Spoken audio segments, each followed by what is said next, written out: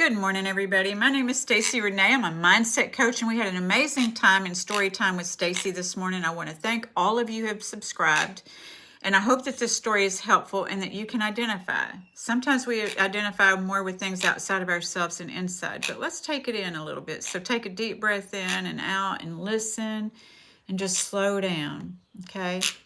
So this is the story of three friends on the long road home. So humanity traveled the long road home with two familiar companions, judgment and discernment.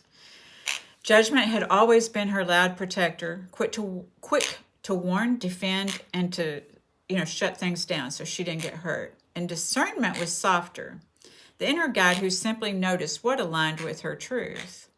The journey wasn't about becoming someone new. It was about remembering who she already was, worthy, valuable, divine, and whole. So town 1 was the town of first impressions. As a passerby ignored humanity, judgment snapped and said, people don't value you. And then discernment said, maybe they're just lost in their way. Their behavior isn't your identity. So humanity felt the old temptation to take it personally, but then felt a deeper truth. Her worth was never up for debate. So in town 2 was the town of old habits. They reached a bridge that looked like bridges she'd been hurt on before. So judgment warned, turn back, you know how this ends. But discernment said, this moment isn't your past. Humanity touched the railing. It was solid, and her fear was old, and her truth was present. She crossed, remembering her strength had always lived inside her. So in town 3 was the town of inner stories. In this town, flowers grew from people's beliefs. Some wilted with shame, others bloomed with resilience. Judgment pointed to a wilted flower and said, see, you failed there. And then discernment pointed to a blooming one and said, and you rose afterwards. And then humanity touched them both. And she said, this is all me.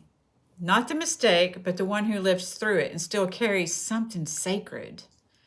So the fork of truth is that at a fork, judgment stepped forward and said, I've protected you. I should lead. Humanity placed a gentle hand on him. I honor you, but fear is not my guide anymore. Discernment stepped beside her and said, I'll walk with you, not to tell you who to be, but to reflect the truth already within you. She nodded, returning to her own worth. And so they continued, judgment a few steps behind, discernment by her side, humanity walking tall, not newly created, but newly remembered. And together they walked the long road home. Thank you so much. Have a super Sunday. See you Monday.